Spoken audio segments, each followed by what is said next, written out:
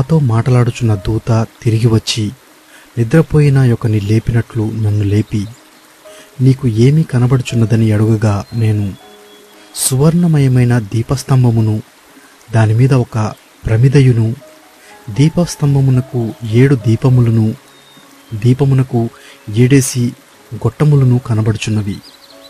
మరియు 2 ఒలీవ చెట్లు దీపస్తంభమునకు కుడి ప్రక్క ఒకటియు ఎడమ ప్రక్క ఒకటియు కనబడుచున్నవని చెప్పి, నా ఏలినవాడా, ఇదేమిటి అని నాతో మాట్లాడుచున్న దూతనడిగి తిని.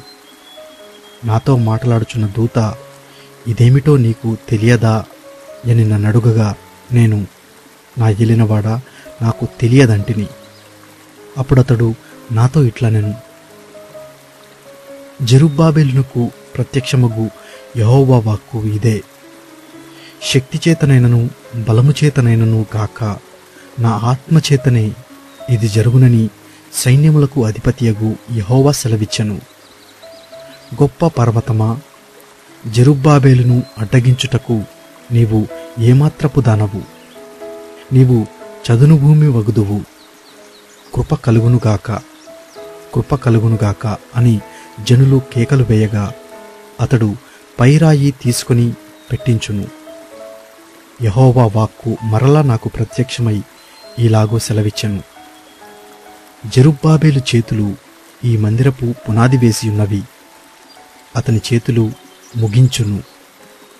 అప్పుడు సైన్యములకు అధిపతియగు యెహోవా నన్ను మీ యొద్దకు పంపియున్నాడని నీవు తెలుసుకొందువు.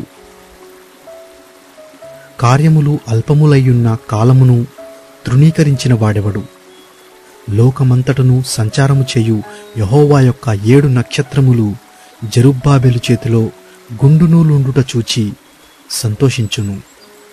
దీపస్తంభమునకు ఇరుప్రక్కల నుండు ఈ 2 ఒలివ చెట్లు ఏమిటివనియు, 2 బంగారపు కొమ్ములలో నుండి సువర్ణ తైలమును కుమ్మరించు ఒలివ చెట్లకున్న 2 కొమ్ములను ఏమిటివనియు నేనతని అడుగగా అతడు నాతో, ఇవేమిటివని నీకు తెలియదాయనెను. నా ఏలినవాడా, నాకు తెలియదని నేననగా అతడు, వీరిద్దరూ సర్వలోకనాథుడగు యెహోవా యొద్ద నిలువబడుచు తైలము పోయువారై ఉన్నారనెను.